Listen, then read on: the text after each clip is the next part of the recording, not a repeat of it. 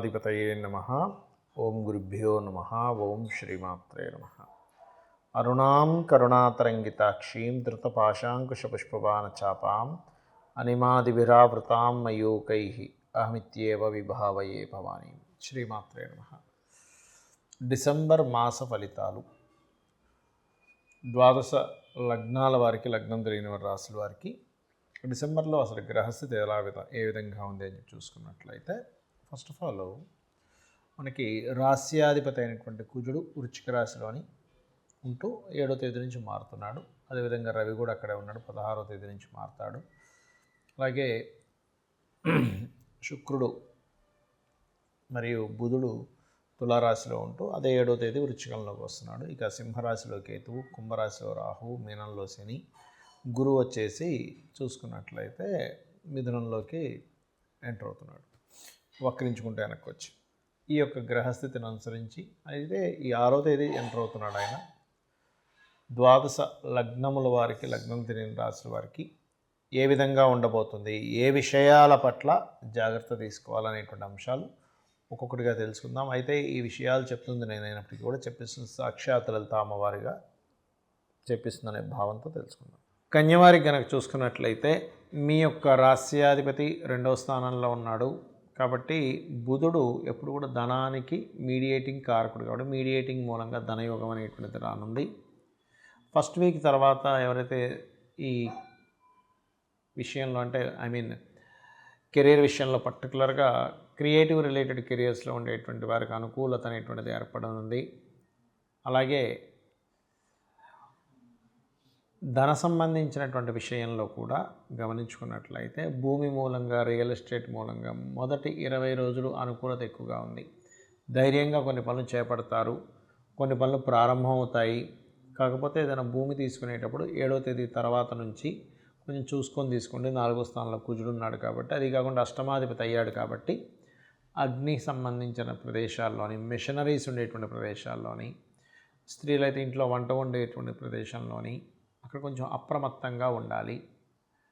ఇష్టపడిన వారిని, అందులో పర్టికులర్గా ఈ కన్యాలగ్నం వారు కొంచెం డిఫరెంట్ క్యాస్ట్లో వాళ్ళని ఇష్టపడి వాళ్ళని వివాహం చేసుకోవాలనే ప్రయత్నాలు చేయడము, తద్వారా కొంతవరకు ఆ యొక్క విషయాల్లో కొంతవరకు సక్సెస్ అవ్వడానికి చూపిస్తుంది.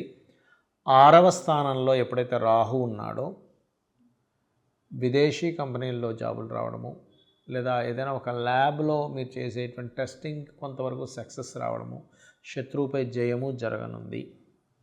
అలాగే జీవిత భాగస్వామి యొక్క హెల్త్ విషయంలో కేర్గా ఉండాలి మీరు. మరియు ఇక్కడ ఈ నెల మాత్రం అంటే పర్టికులర్గా కుజుడు 7వ తేదీ నుంచి 4లోకి వెళ్తున్నాడు కాబట్టి ప్రాపర్టీ విషయంలో, ప్రాపర్టీ కొనుగోలు చేసేటువంటి అంశాల్లో మాత్రం ఖచ్చితంగా జాగ్రత్త వహించాలి. ఇక మీరు ఉద్యోగ సంబంధించినటువంటి విషయంలో గమనించుకున్నట్లయితే మార్పులు చూపిస్తున్నాయి. 2nd వీక్ నుంచి కంప్లీట్గా వ్యాపారస్తులకి వ్యాపారపరంగా ఇది కాదులే ఇంకోటి ఏదో మార్చుకుందాం అనేటువంటి ఆలోచనలో పడతారు. ఇన్వెస్ట్మెంట్స్ చేసేటప్పుడు మాత్రం ఎట్టి పరిస్థితుల్లో గుళిక కాలం చేయకండి. ఆదివారం, మంగళవారం కూడా ఇన్వెస్ట్మెంట్స్ జోలికి వెళ్ళకండి. 12లో కేతు ఉన్నందుకు ఇన్వెస్ట్మెంట్ చేసేటప్పుడు ఖచ్చితంగా ఆ యొక్క ఇన్వెస్ట్మెంట్ మూలంగా మీకేమీ జరగబోతుంది, అది మంచిదా కాదా అనేటువంటి దాని గురించి క్లియర్గా తెలుసుకొని ఇన్వెస్ట్మెంట్ చేయండి. ఇక మీరు నిత్యము చేయవలసిన దేవతారాధన వెంకటేశ్వర స్వామి యొక్క ఆరాధన చేయండి. అన్ని విధాలా మీకు బాగుంటుంది. చాలామంది నన్ను అడుగుతున్న విషయం ఏంటంటే, మీరు గోచార ఫలితాలు చెప్తున్నారు, ఈ గోచార ఫలితాలు కాకుండా మనం వార ఫలితాలని, మాస ఫలితాలు చెప్పుకుంటుంటాం కదా, అసలు పర్సనల్ చార్ట్ మూలంగా ఎటువంటి జాగ్రత్తలు తీసుకోవచ్చు, ఎటువంటి విషయాలు తెలుసుకోవచ్చు అని నన్ను చాలామంది అడుగుతున్నారు. అదేమిటంటే, ఫస్ట్ ఆఫ్ ఆల్ మనం పర్సనల్ చార్ట్ తెలుసుకోవాలంటే మనకి లగ్నము, నక్షత్రము, రాశి, గ్రహస్థితులు ఎలా ఉన్నాయో తెలుసుకోవాలి. ఇది తెలుసుకోవాలంటే మీరు పుట్టిన తేదీ, నెల, సంవత్సరము, సమయము, ప్రాంతము కావాలంటే మీరు ఏ ఊరిలో పుట్టారు, ఏ సమయంలో పుట్టారు, ఏ తేదీలో, ఏ నెలలో, ఏ సంవత్సరంలో పుట్టారు.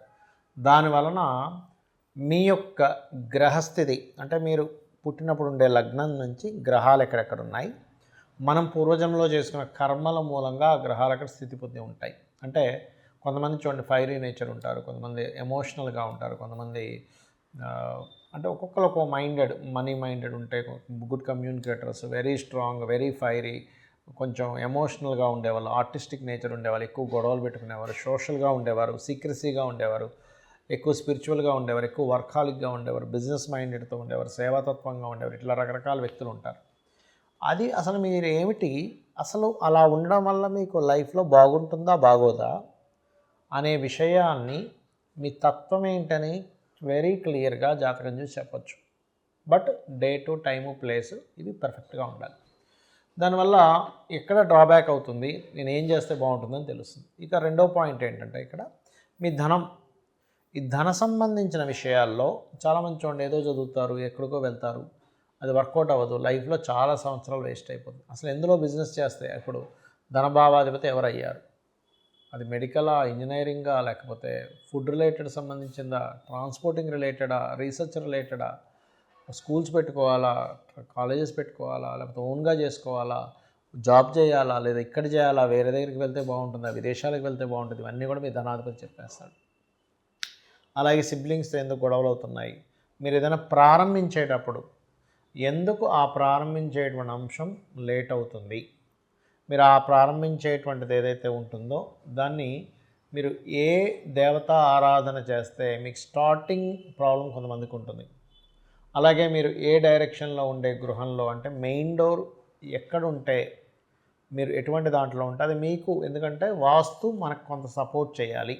గుర్తుపెట్టుకోండి, జాతకం ఎంత సపోర్ట్ చేస్తుందో వాస్తు మీకు సపోర్ట్ చేసినప్పుడు బాగుంటుంది. కాబట్టి దీనికి ఏంటి, మీరు ఎప్పుడు గృహం తీసుకుంటే మంచిది, ఎలాంటి గృహం తీసుకుంటే మంచిది, ఏ డైరెక్షన్లో ఉంటే మంచిది, అది అసలు మీ పేరు మీద తీసుకోవచ్చా లేదా, మీ జీవిత భాగస్వామి పేరు మీద తీసుకుంటే మంచిదా, లేకపోతే మీ పిల్లల పేర్ల మీద తీసుకుంటే మంచిదా అనేది ఒక లెక్క ఉంటుంది. అలాగే ఇక్కడ సంతాన అభివృద్ధి అనుకోండి, ప్రేమ వ్యవహారాలు అనుకోండి, ప్రేమించి పెళ్లి చేసుకుంటారా, లేకపోతే నార్మల్గా ఇంట్లో వాళ్ళు చూసిందేనా, లేకపోతే 2 వివాహాలు ఉన్నాయా, ఒకవేళ జీవిత భాగస్వామిని ఇంకా తప్పించుకోలేని స్థితులు ఉంటాయి కొంతమందికి ర్యాష్గా ఉండేవాళ్ళు, రకరకాల వ్యక్తులు వస్తూ ఉంటారు. మనం యాక్సెప్ట్ చేయవలసిన పరిస్థితి ఉంటుంది కొన్నిసార్లు. అలా అసలు ఏమైనా ఉందా, లేకపోతే కలిసి ఉండకుండా విడిపోతారు, ఇవన్నీ కూడా మీ జన్మజాతకంలో ఉంటాయి, గుర్తుపెట్టుకోండి. అది ఇంకోటి ఏంటంటే రుణరోగ శత్రుస్థానాలు, 6th హౌస్, అలాగే ఆ విషయాల గురించి తెలుస్తుంది, మీ కెరియర్ గురించి తెలుస్తుంది, మీ విదేశీ యోగం గురించి తెలుస్తుంది, మీరు ఏ బిజినెస్ చేస్తే బాగుంటుందో తెలుస్తుంది. ఇప్పుడు మీకు నడుస్తున్న మహాదశ ఎటువంటి రిజల్ట్స్ ఇస్తుంది, ఈ రిజల్ట్స్ నుంచి మీరు మంచి అవుట్పుట్ రావాలంటే మీరు ఏం చేయాలి, అలాగే మీరు పర్టికులర్గా ఈ యొక్క మహాదశల్లో ఏ అంతర్దశల్లో బాగుంటుంది బాగోదు అనేటువంటి అనేకమైనటువంటి అంశాలు, మీ పాస్ట్లో జరిగినవి కానివ్వండి, మీకు ప్రజెంట్లో జరుగుతున్నవి కానివ్వండి, మీకు ఫ్యూచర్లో ఉండేటువంటి కొన్ని అంశాలు కానివ్వండి, ఇవన్నీ కూడా మీ పర్టికులర్గా మీ పర్సనల్ చార్ట్లో అది ఎలా ఉంది అనేటువంటి చెప్పేదే మీ జన్మజాతకం. మరి గోచార ఫలితాలు ఎందుకు చెప్పుకుంటున్నాం అంటే, మనం పని చేస్తున్నాం, ఒక బిజినెస్ చేస్తున్నాం, మార్కెట్ బాగుంది, బిజినెస్ బాగా సాగుతుంది, మార్కెట్ అంతంత మాత్రంగా ఉంది, అంత గొప్పగా సాగదు కదా. అంటే ఏంటి, ప్రకృతిలో ఉండేటువంటి వాతావరణం కావచ్చు, బయట ఉండేటువంటి మార్కెట్ కావచ్చు, ఇవన్నీ కూడా మీకు పర్టికులర్గా ఏం చూపిస్తాయి అంటే వెరీ క్లియర్లీ మీ జాతక చక్రంలో మీకు ఎంతవరకు సపోర్ట్గా ఉందని చెప్తుంది. అయితే దీంతోపాటు మీరు అసలు ఏ దేవత ఆరాధన చేసుకుంటే వీటన్నిటి నుంచి బయటపడతారు. మరి జాతకం లేదండి, అసలు ఏ గోచారం, ఏ లగ్నం, ఏ రాశి కూడా తెలియదు అన్నవారు రెగ్యులర్గా లలితాసహస్రనామాలు చేసుకోండి. అయితే ఇప్పుడు ప్రజెంట్ నడుస్తున్నటువంటి గోచారంలో యాక్సిడెంట్స్ అనుకోండి, విపత్తులు అనుకోండి, రకరకాలు జరుగుతున్నాయి. దీని నుంచి ఎవరికి ఎటువంటి ఇబ్బంది కలగకుండా ఉండాలి, లైఫ్లో బాగుండాలి అంటే మీరు చేయవలసింది ఏమిటి అంటే సింపుల్గా ఏం లేదు.